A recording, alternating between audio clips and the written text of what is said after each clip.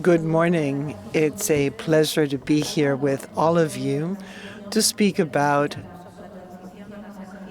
the transition to green energy in Latin America and the Caribbean. As we know, it's a very important subject, not just for the region, but for the world because of its impact on our economies and on the environment. Clean and accessible energy is essential for competitiveness and innovation in various sectors of the economy. And also, it is important to reduce fiscal pressures and to provide for environmental sustainability. Fortunately, a number of countries in the region are making significant strides in changing their energy matrix to incorporate clean energy.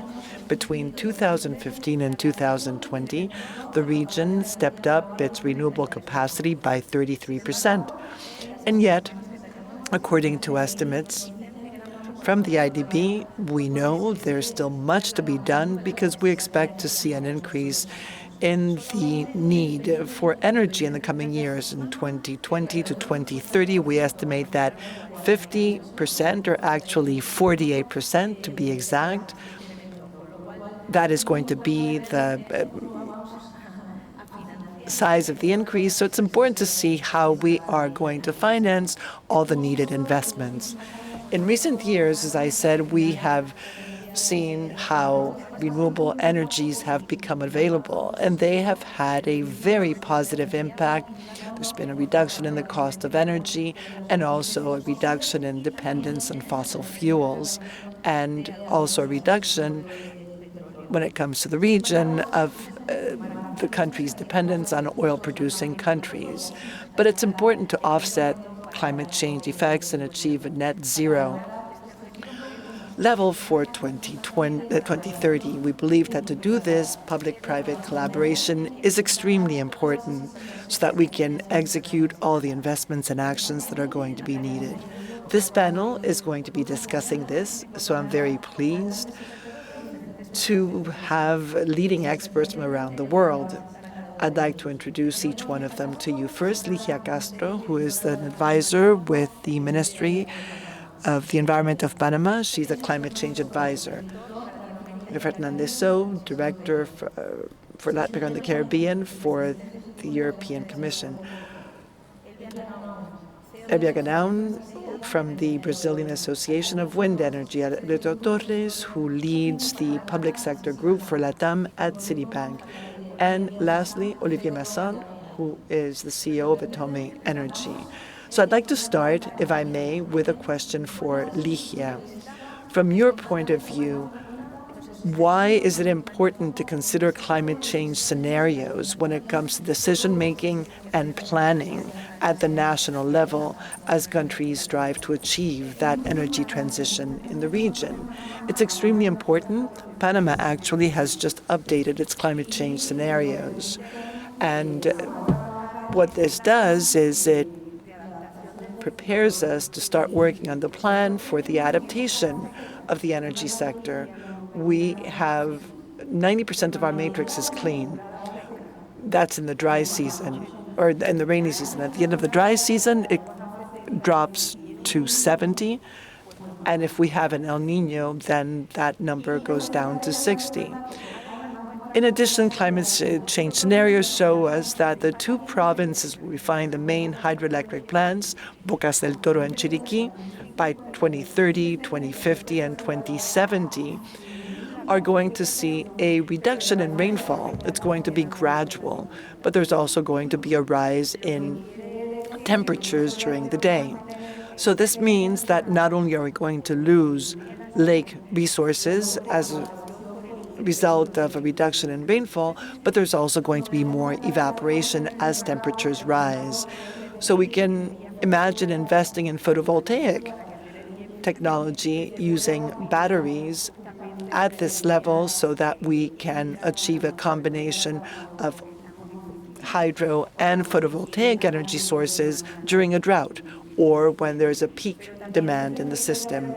But another thing that is necessary is to have more resilient infrastructure for generation, distribution, and transmission during the summer.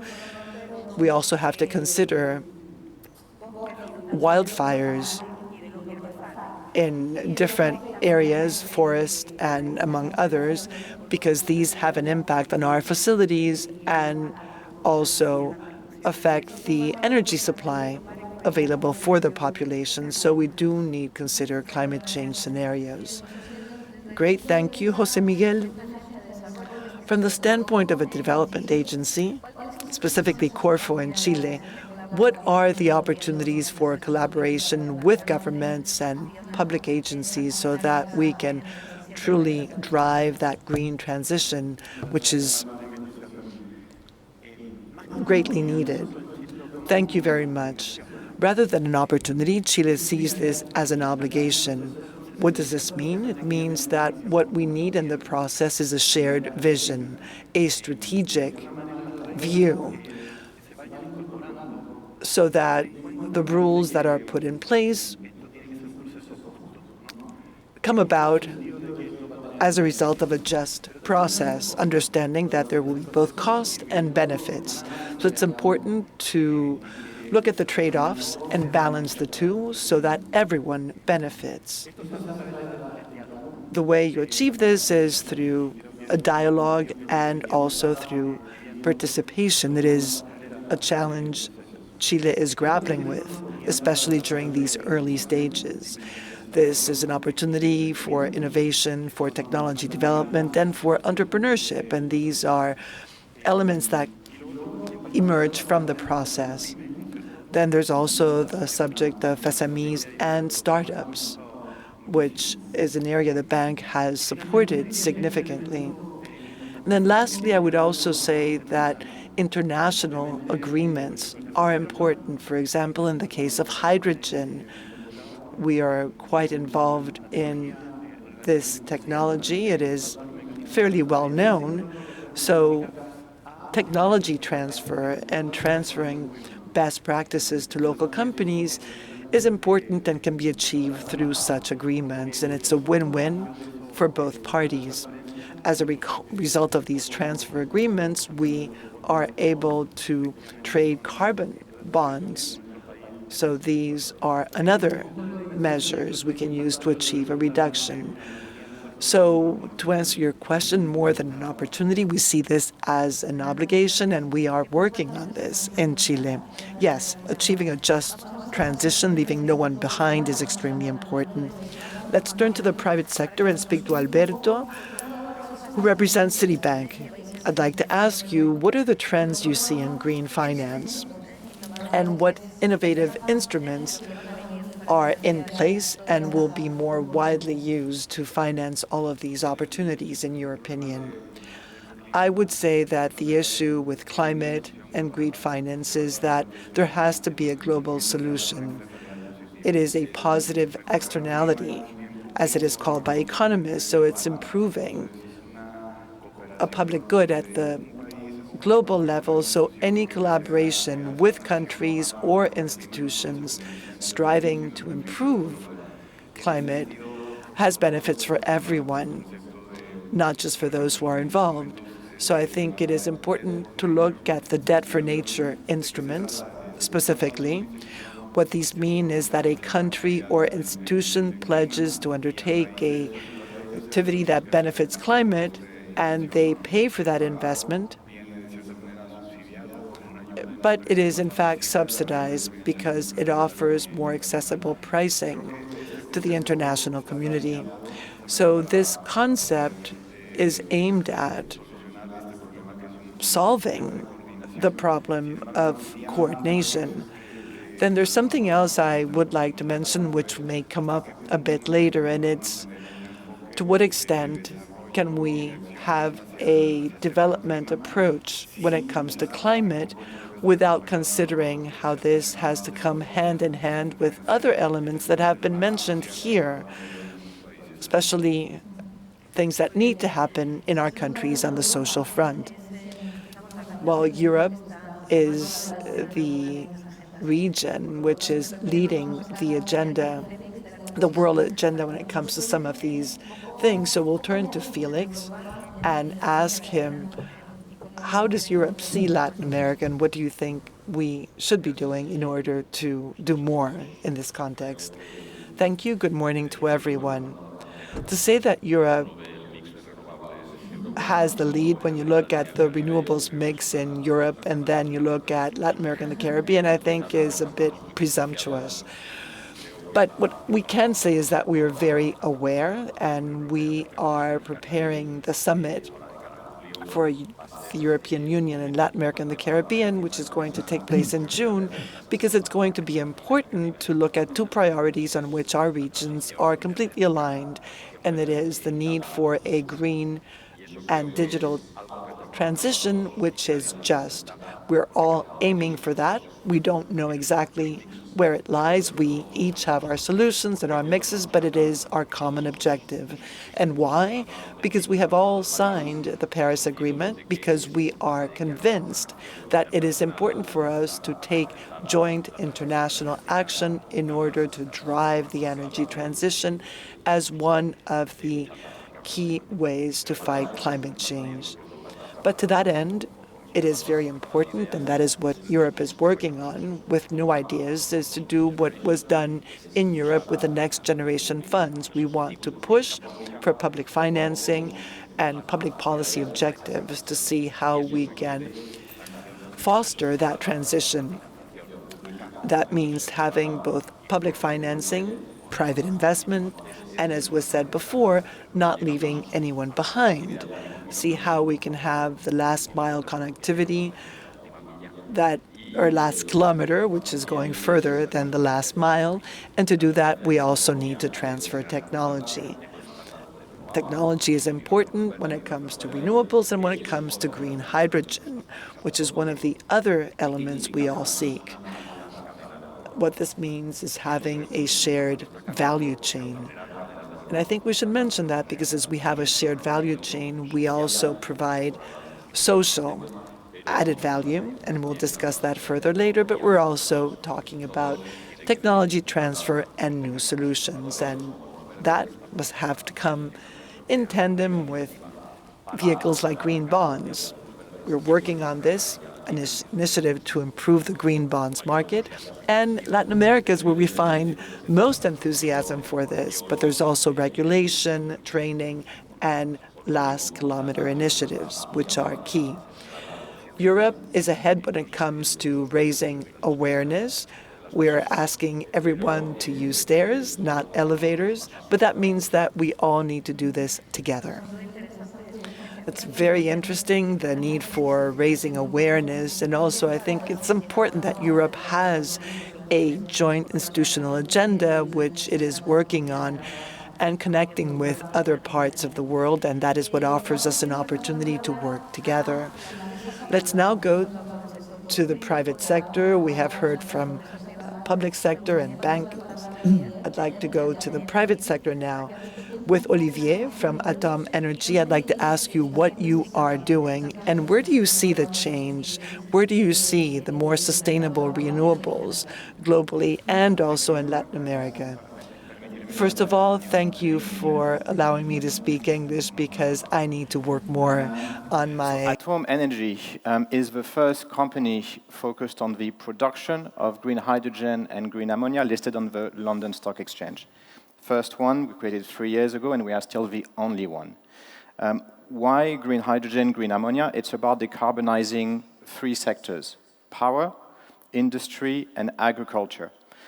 We know that the hydrogen economy is in infancy, but with green hydrogen, you can create green ammonia, and with green ammonia, you can indeed go after the fertilizer sector. So from a decarbonization point of view, you heard earlier today, the agricultural sector has really suffered from what happened into the war in Ukraine. 30% of all ammonia fertilizers come from Russia.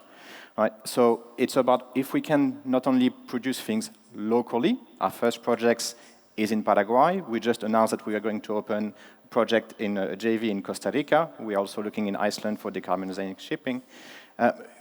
For us, it's really about developing sensibly sized projects which have a market and a local market impact. This is how you can go faster and have a bigger impact, because ammonia, 50% of the world's fertilizer is derived from ammonia, is 2% of the world's emissions today. So we need to decarbonize the existing, and we need to decarbonize also the future, because we're in a world which adds 1 billion people every 10 years. So you heard earlier from Irene and James, there's a lot of capital, but there's not that many projects on the other side. And I was with the IFC for 10 years, and I decided to go on the project side and create these projects. But these are markets which has to mix the utility sector and the chemical agri sector. So in a sense, we are helping create the market. So that's how Atom was created, and that's really the role we want to do, is to produce domestic ammonia, which obviously we can grow and start exporting, but really first starting having a local impact. Muchas gracias. Vamos a pasar a hablar un poco de las tecnologías. We're now going to go to technologies, both current and future, which we know are going to play a key role in this energy transition. I'd like to give the floor to Elvia, who will be telling us about the potential of wind energy and the role she thinks it's going to be playing in the future in the green transition. Thank you. Good morning. Thank you for the opportunity. There's something very interesting about Brazil when we speak about natural resources for energy production. Like Panama, in 2022, we produced 92% of our energy from renewable sources. Over the past 10 years, we adjusted our energy matrix, introducing wind energy and, more recently, solar energy. We have sizable renewable resources which are competitive in Brazil. Now we are starting to look into regulation in order to implement offshore wind energy and also to produce green hydrogen. There's much potential, and we are somewhat concerned about Brazil's current image or current situation. It seems that there is no market for us. Our problem is that we have many projects, and our economic growth does not suffice for us to carry out projects to produce all the energy we need. The Brazilian economy does have the opportunity to grow and develop based on energy now with a new administration, and we have new market growth prospects and are planning to look into public policy mechanisms, regulation for offshore wind energy and also for green hydrogen. We need to find financing mechanisms for onshore wind energy and solar projects. As I said, the technologies are already quite competitive and abundant. But our macroeconomic situation is not very favorable. Interest rates and taxes are quite high. Investors are being driven to other markets precisely because there is no medium or long-term security when it comes to pricing. And also there are questions about Brazil's capacity to absorb all the required investments. Consequently, we need to find new markets. With new markets, and by changing our energy matrix, by going to sources that are not electric, we in our industry is still using natural gas and coal. So on the Brazilian market, we believe there are opportunities to generate an energy shift by changing our productive processes. So that is one potential market. And I think there's also much potential when it comes to producing green energy for import purposes in 7 to 9 years, and that could be another opportunity for Brazil. But right now, we need to find sources of financing, and that is tough right now because of our macroeconomic situation. Well, lately, we've heard much about green hydrogen. It tends to come up in any conversation about new technologies and opportunities. And Latin America is making an effort in this area. The IDB group is working with 15 countries, which are including that technology in their transition plans. IDB Invest is looking for ways to finance those initial projects. Olivier and his company are pioneers, clearly. They have some projects, one in Paraguay, one in Costa Rica, as he said. And it would be interesting, Olivier, if you could tell us what it means to be a first mover in this industry.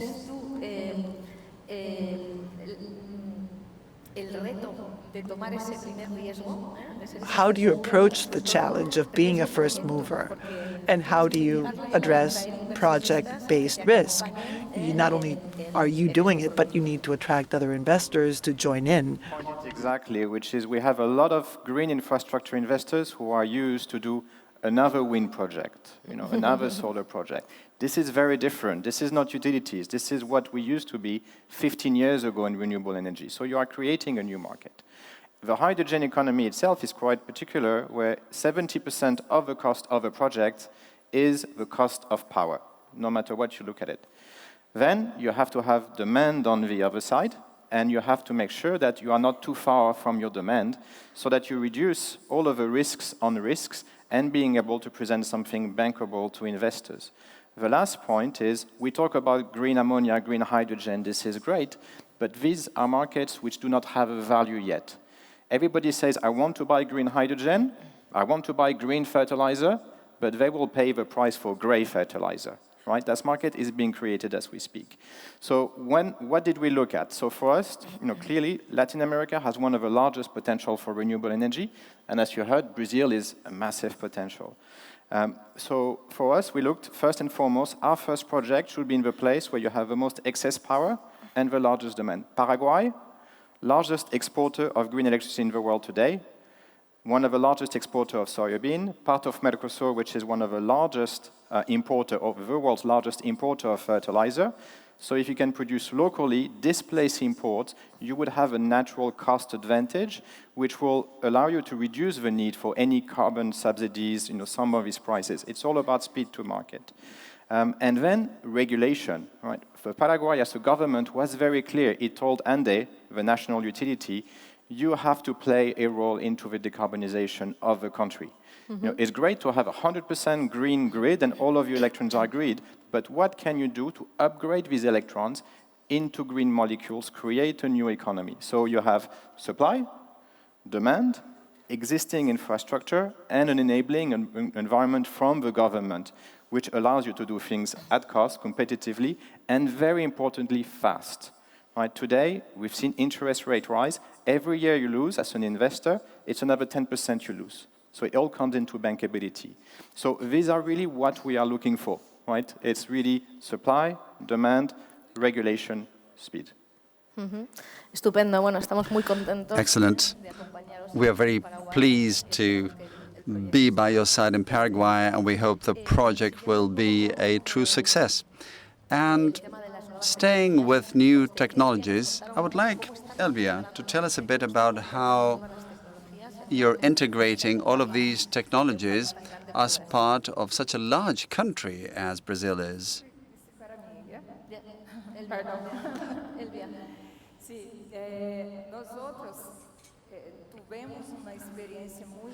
Yes, we had a very interesting experience through the introduction of new technologies such as onshore wind power and more recently sun power. The basis for the introduction of new technologies is a strong government stand. it's the positioning that doesn't have to do necessarily with making money available. There's no public funding for these investments in Brazil, but you need a strong positioning in terms of signaling the path for development. And now with the new administration, of course, things have changed. For 4 years, we had difficulties to talk about climate change or the energy transition. But the new administration is truly open to talk about these matters. And also, this administration understands that infrastructure in the energy sector is a major variable and component for development. So we are currently talking to the government and coming up with a proposal for investments to be made in green hydrogen and also for offshore wind power. First off, you need to have the regulatory framework so that there's certainty and security for investments, but you also need to clearly signal where the demand will be. We've got the supply, we've got to investors that have the money to invest in Brazil, but we need to have the regulatory basis as well as the long-term signals to the fact that there will be demand for this kind of energy, as at the moment there is a lot of highly competitive renewable energy. There's a surplus, so to speak, and in the short term, it wouldn't make much sense to make new investments. But we know that when it comes to infrastructure, it's about long-term business. So that's the point we need to convey and pursue a strong positioning through public policies so that these investments actually materialize. And they are being made, but there's a much stronger potential there than what we get to see now. Great. Ligia, let's get back to the Panamanian, to the local market. Let's talk about the features of the transition. Reference has been made to the just transition. And for a sustainable and inclusive transition, we have to take into account several dimensions. For example, the interesting projects regarding the circular economy. What are its implications and what are you getting to see in Panama? In terms of the circular economy, which is one of the 10 nationally determined contributions, as in the case of energy, we have placed great emphasis not only on energy efficiency, but above all to reducing the carbon footprint. The corporate and municipal, project-related, service-related, municipal carbon footprints. 2 years into the program for carbon footprint reduction, we have 158 corporations. One of them, the Panama Canal Authority, has a carbon neutrality commitment by 2030, and there's another set of corporations that have a carbon neutrality deadline for 2030 as well. Our emissions have got to do with the electromobility side as well, because the transition to electromobility will make a huge difference when it comes to reducing the carbon footprint. Well, to preach by or lead by example, the Ministry of the Environment actually conducted a tender. The award took place yesterday, and there will be solar panels actually on the building of the Ministry of the Environment, not just in the parking lot, and there will be charging stations as well. And the first 5 electro vehicles will be purchased in the first phase, which will span 6 months, and every 6 months we'll continue to renew the fleet to move towards an electric vehicle fleet. But this is something that the local banks are also engaged in. There are 11 banks involved in the Reduce Your Footprint program, and there are programs available so that the priority projects will be those that seek to reduce the carbon footprint for a project, for services, for products. We are very much boosting the carbon footprint reduction process for products. So we are going well beyond energy efficiency as such and hope to be able to bolster this process. And the award will be delivered in April. There's an award consisting of a prize that is a trophy, a cup made through plastic recycling, and the recognition or the award is inscribed on the trophy itself so that you don't use more plastic than is needed or more material than is needed. And next year, we'll launch a new process, and the Tocumen Airport, along with other airports within its jurisdiction, they have confirmed that they will join the carbon footprint reduction program. And we are also working to have airlines on board so as to expand to all economic sectors the carbon footprint reduction process, which also has an impact on the flagship fleet of ships of Panama. The idea being to put in place the incentives so the most efficient vessels going through the canal will also enjoy incentives. And there's also the green hydrogen hub, which is about to be implemented in Panama. This is spearheaded by the Secretary of Energy, and that will also play a key role in order to make more efficient and cleaner the vessels traffic in Panama. And a while ago, for Chile and Corfo, Jose Miguel, you were saying that there was a need and commitment. I think that's a highly inspiring vision. But how do you balance, or how do you think you need to balance international competitiveness, since there are so many actors that want to position themselves with regard to these agendas, and especially some technologies, like we've seen in the case of green hydrogen? So how do you basically balance that global competition with the need for a just transition that will create local jobs? Because obviously it is important not to leave anyone out. How do you go about that in Chile? Well, on the understanding that what underlies this is not about energy policy or production policy only. It's about both things.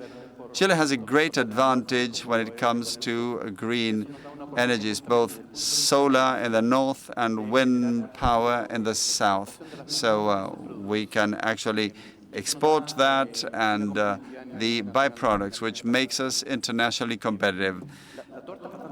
Now, it is quite a large pie. The challenge is so huge. Instead of the gigawatts that we are looking at will be perhaps producing 30, we are talking about smaller capacity, but we are competitive in spite of the distance involved. But this is an opportunity for productive transformation for Chile. The green strategy relies on three pillars. One is support for foreign investment to develop green energy and its byproducts, but also there's a focus on related productive opportunities. If we are going to install 5,000 generators in Chile, of course, you can't imagine 5,000 sailing across the world, on the seas of the world. So why not produce parts of that in Chile? And we have sectors like mining and the agri-industry that will have to transition towards green energy. And that requires knowledge and skills, some of which have already been developed in Europe or in other countries that can enable transfer mechanisms by leveraging local capacity. And there's also green bonds. There's Article 6 of the Paris Agreement as part of the picture. And the third pillar is export, the capacity you need in order to be able to export your products. We know that ammonia or e-fuels will be the main vehicles. So that gives rise to a need for public goods like ports and other infrastructure so that you can develop the skills and the capacity. We see the challenge not only as an energy thing, but as an opportunity for productive transformation. The energy side of it, obviously, has to do with the advantages we have at bottom with wind and sun power, but there's also the local chains, the links, the transformation, and the generation of products and services that are needed to develop these sectors. Absolutely. So transforming business models is what it's about, and also it's about transforming country models. There's a great opportunity there. Felix now, carrying on with the same topic, how do we balance the social agenda and the green agenda? Well, the good thing and the interesting thing about traveling with Jose Miguel and his agency is that we agree. The bad thing is that I have to talk after him, so I no longer know what to say. What he said is what I was planning on saying. On the one hand, the energy transition will not be an energy transition unless it is inclusive, unless it has a social component, and unless all of society transitions towards a green energy model that can help sustain the planet. And for that, you need a lot of awareness raising, but it's also important for the energy transition to be beneficial. And although we all know there are many costs involved, we need to ensure that the costs are such that all social segments can consume neutrally and on a green basis. And that's what the European Union is supporting. Not just private investment as such, but also productive investment, which Jose Miguel talked about, as well as other panel members. And it's important for that investment to have a major component in terms of the public policy. It's not just about energy transition, but about social inclusion. And by changing the production model and by putting in place a joint chain value, which is another major priority of the EU in Latin America, the creation of joint value chains. In that way, you put in place more technological investment, you create jobs, new markets, and you also generate more training opportunities and access by society to that sort of knowledge, which in turn fosters a social agenda. So it's not just about society as a whole having access to clean energy products, but it's also about ensuring that the chain value and about integration and industrialization, enabling access to jobs and also the right skills for the jobs of the future.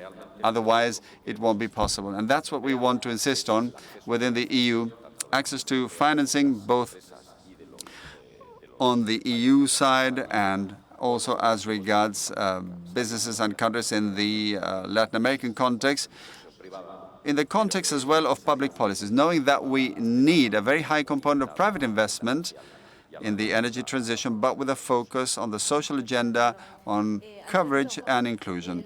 Yeah, that's clear. Alberto, from the perspective of a banker and of a large bank like Citibank, what is the role of the social agenda and of the just agenda, leaving no one behind when it comes to structuring operations and structuring all of these projects?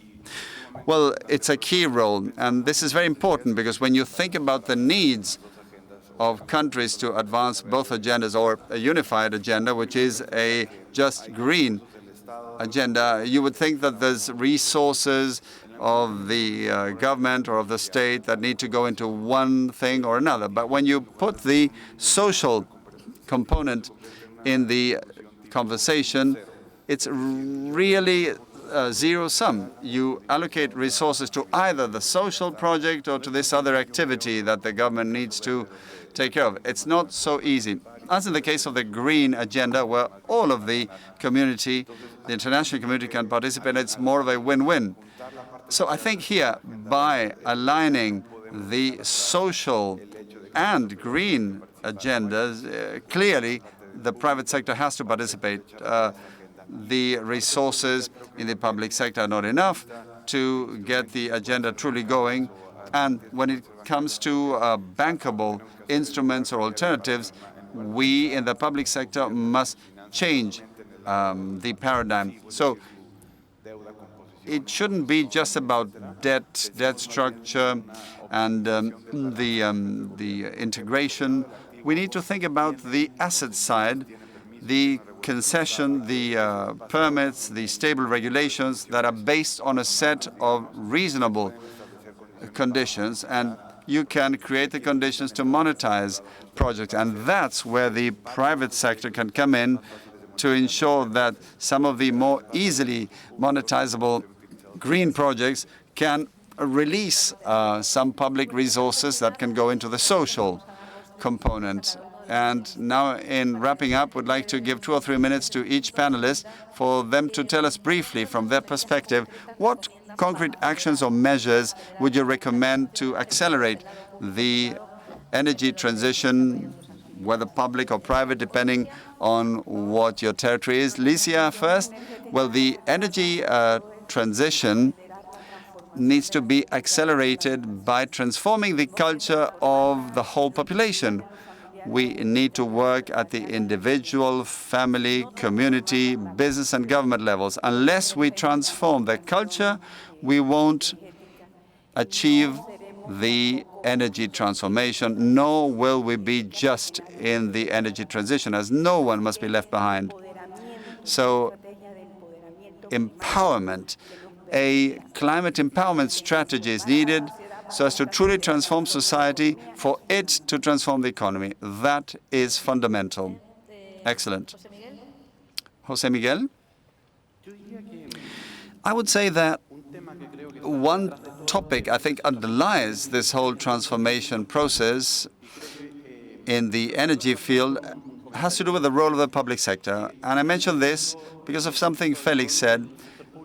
He emphasized the role of the public sector on the social front, which is very important, especially in light of the transformation of the mindset and the collective mindset. But there's also the productive dimension. In Chile, the state has more of an entrepreneurial role, not a business person, but it actually assumes risks at early stages of great uncertainty when you, for example, pioneer a sector where there's no created market yet. And that's important as a rather novel role, at least in Chile. And secondly, as a concrete measure, we need to understand that this is done on the ground. And our countries are actually very much used to a top-down, centralist and presidentialist view. And you need to understand the yearnings, the ambitions, the goals, and the fears that citizens have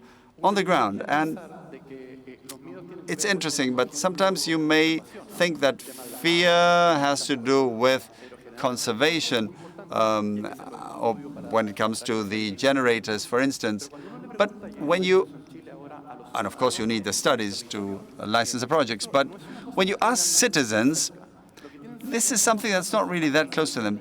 What they care about is how dynamics will change on a day-to-day basis when Punta Arenas, the city of Punta Arenas, will grow to twice its size when the plants are built. What will the impact be on the price of rent? What will be the impact on cities that have great quality of life? What will be the impact on the price of airfares? What will be the impact on the quality of life? So conducting a just transition also has to do with taking into account citizens who will be impacted, but also will benefit through jobs as well. So that's what you need to understand, that this is something that you do in the field, for the territory, for the actual place, and we're not very much used in our countries, especially in the public sector, to work that way.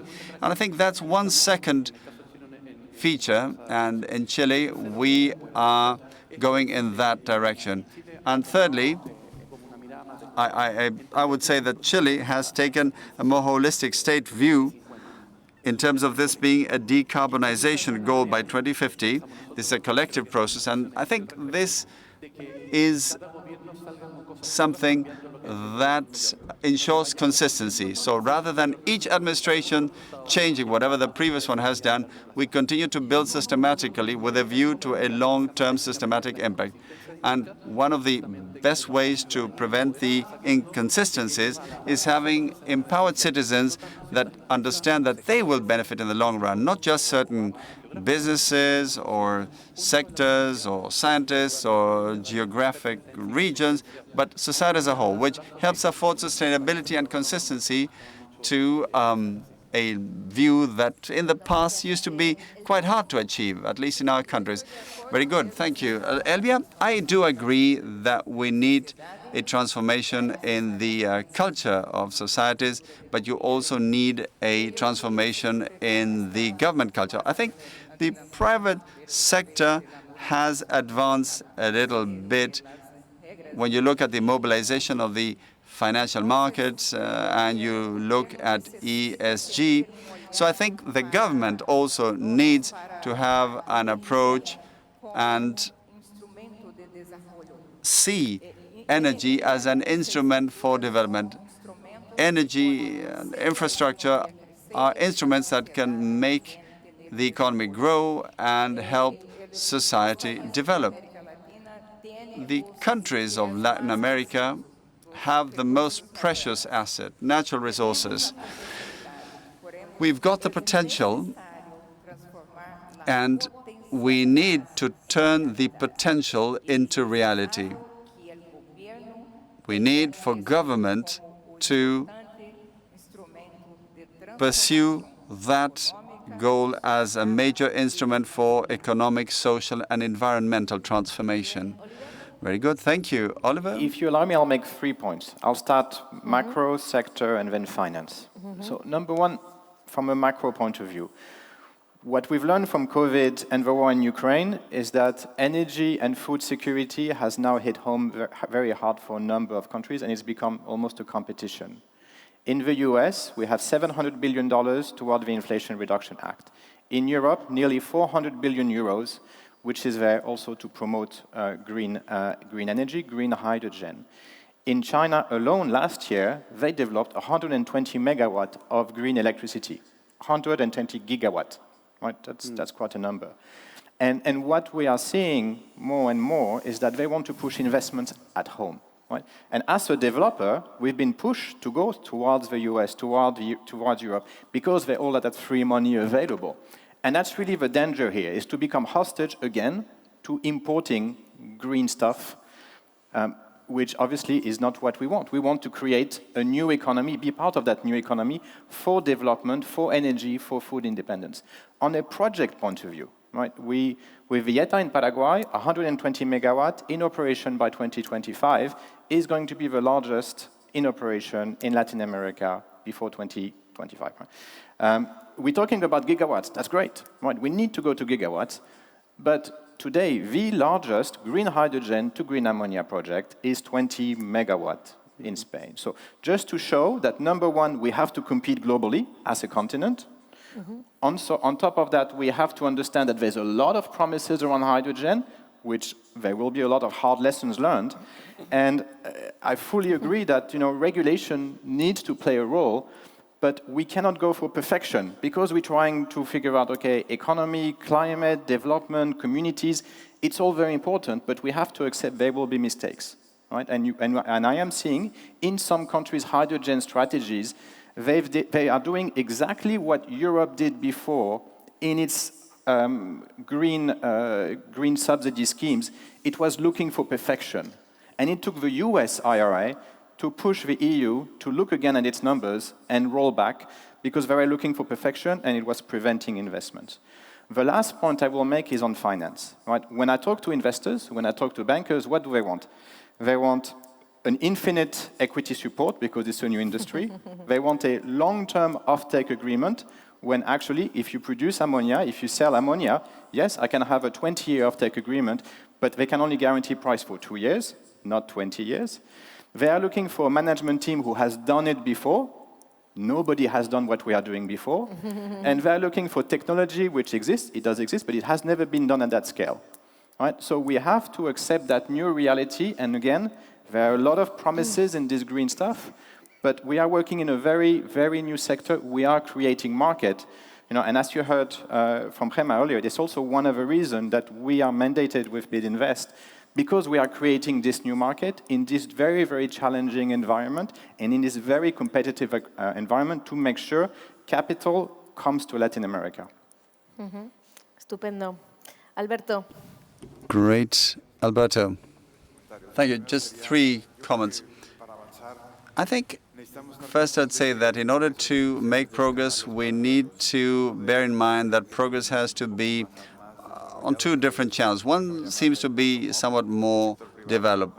Let's call it bottom-up. The private sector very much driving the green agenda through new technologies and innovative financing arrangements, and governments following a little bit further behind. But in Latin America, we need a parallel top-down sort of channel. We don't have a unified single narrative in the region. Each country has their own specificities, and generally speaking, I dare say that the role of multinationals, like of course the IDB group, due to its role in the region, can be instrumental in aligning the overarching major goals for the green transition while ensuring that it's just and sustainable. That's the first point. And for the second point, I'd go back to the dynamic inconsistency in regulation. One key role of governments is to set the rules of play with a long-term horizon. And this brings us to the natural gap between the political and public policy horizons, which is not always the same. So to what extent would a global overall narrative allow governments to have some external support to put in place some regulatory matters and rules of play with the long-term view? And the third point is that the cultural changes, as already noted, require a long time to be processed by the population. And that sort of processing time for the population requires persistent messages. We need unified metrics with a consistent follow-up over time. So as we develop a greater ability to have the green metrics, like 2030 and 2050, we already have some of that. We all understand the social improvement, but we still need to determine what are the best metrics. There are different measures when it comes to public services, access, and other issues. I think the new multidimensional poverty indicators can afford more regularity when it comes to measuring the social dimensions. So at the end of the day, I think we need this global or regional message that will help governments have a medium to long-term planning horizon, and we need to monitor progress measurement on both fronts simultaneously. Very good, thank you. And Felix, so as to wrap up, I think first, I've read about a European Union member state strategy for Latin America that suggests that the transition and the climate change strategy will change as long as Latin America wants that, because the European Union has made a decision, but it's up to Latin America, because this may sound a little bit too flowery, but saving the world has to do with staying on the energy transition path. As several of the panel members have said, resources and water I think for the first time, Latin America and the Caribbean face a major opportunity in terms of strategic autonomy because the region has the resources to pilot this. What we need is some order in the picture, but the LAC region must take advantage of the opportunity for strategic autonomy in order to drive its energy transition and that of all others. I think this also requires, as we've all suggested, a major public-private collaboration approach because energy, research, and others are in the private sector. That's where the change is taking place. But at the same time, we need governments to make sure that the change will include everyone and will target not just profit, but the socialization and full coverage. So this awareness raising and this joint public and private sector work between government, business, multilaterals, financiers, securities exchanges, trades unions, in addition to citizen awareness, this is a challenge for all and that we must all seek to address. And this is what the EU is trying to pursue within the context of the July summit. We're trying to work with all parties concerned because we must all help ensure that the investments are productive and that they focus on the technologies and places where we want to go. Finally, raising awareness is something that affects us all. This is not exclusive to Latin America or Europe. I have heard, and I'll cite something, there's a place in La Mancha, which is a real place, that I'd rather not remember. They said, since they built the windmills, it doesn't rain anymore. So that tells us that we need to work on social awareness raising. We need to try to stop being cold in the summer and warm in the winter. And by the way, it's very cold in here, and that is not the way things should be. Thank you. Thank you to all panelists for giving us their views of the region's situation when it comes to the green energy transition. You have given us a full picture stressing the importance of public-private collaboration and also of civil society and what we as individuals can do so that we can play a role in this decision. I'll pick up on what Elvia said, one phrase. She said we should make sure that that transformation is not only something that is possible, that should become a reality. So we should all work together to provide our support from the IDB group. So again, I would ask you for a big round of applause for our panelists.